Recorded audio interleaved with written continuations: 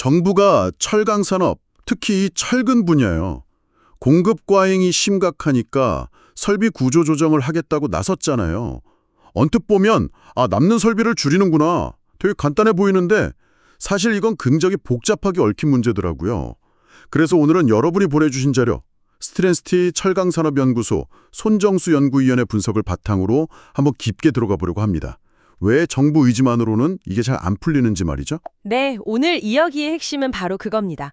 정부가 보는 그림하고 산업 현장에서 실제로 느끼는 현실 사이의 온도 차이가 꽤 크거든요. 그냥 시설 많으니까 줄이자 이 접근이 왜 현장에서는 통하지 않는지 그 구조적인 이유를 좀 파헤쳐보는 시간이 될 겁니다. 좋습니다. 그럼 바로 핵심으로 들어가 보죠. 정부는 설비를 줄이면 인센티브를 주겠다고 하는데 정작 철근 회사들은 왜 선뜻 나서질 못하는 걸까요? 손정수 위원 분석을 보니까 이 산업의 구조부터가 우리가 아는 다른 산업이랑은 완전히 다르더라고요. 바로 그 지점이 정말 흥미로운데요. 국내 철근 시장은 현대제철 정도를 빼면 대부분이 오직 철근 하나의 회사의 운명을 건 전문 업체들이에요. 철근 하나만 만드는. 네. 그러니까 재벌 대기업한테 구조조정은 여러 사업 포트폴리오 중에 하나를 정리하는 걸 수 있잖아요. 근데 이 전문 업체들한테 설비 감축은 곧 사업 포기, 뭐랄까, 폐업이랑 거의 같은 말로 들리는 거예요. 그게 핵심이군요.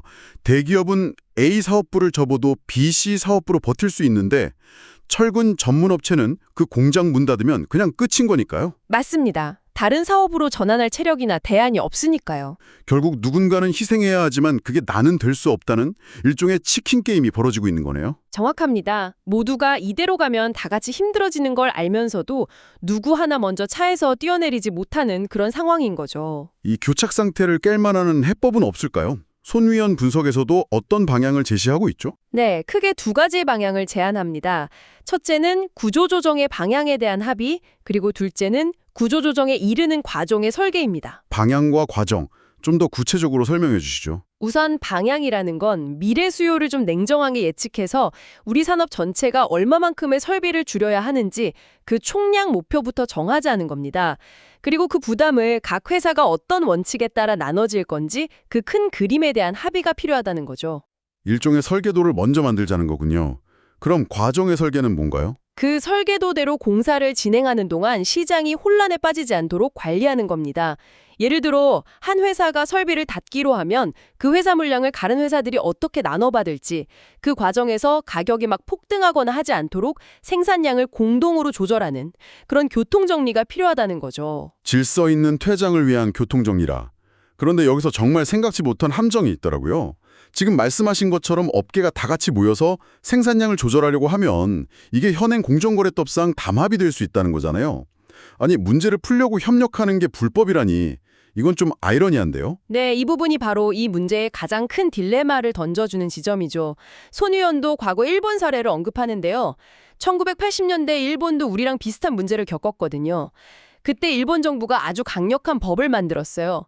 핵심은 이 위기를 극복하는 동안 업계의 공동행위, 즉 담합을 한시적으로 눈감아주겠다는 사회적 합의를 정부가 주도해서 이끌어낸 겁니다. 산업 전체가 무너지는 걸 막기 위해서 제도적으로 예외를 열어준 거군요. 그렇죠. 물론 상황이 똑같진 않으니까 그대로 적용할 순 없겠지만 위기 극복을 위해 제도를 유연하게 활용했다는 점은 우리가 좀 생각해 볼 필요가 있죠. 오늘 이야기를 쭉 종합해보면 철근 산업 구조조정은 정부가 앞에서 막 끌고 갈 문제가 아니라 선수들인 업계가 먼저 다 같이 모여서 경기규칙, 즉 설계도를 만들어야 한다는 거군요. 네, 바로 그 설계도라는 표현이 핵심입니다.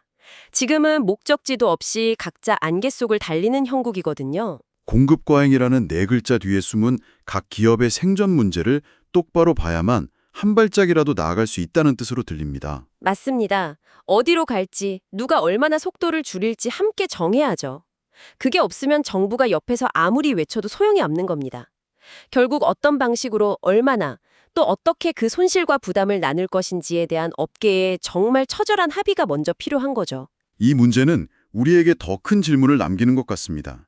하나의 산업 전체가 위기에 처했을 때 질서 있는 퇴장이라는 공공의 이익을 위해서 자유경쟁이라는 시장의 대원칙을 어디까지 유연하게 적용할 수 있을까요? 그 이상적인 경계는 과연 어디일지 여러분도 한번 생각해 보시면 좋겠습니다.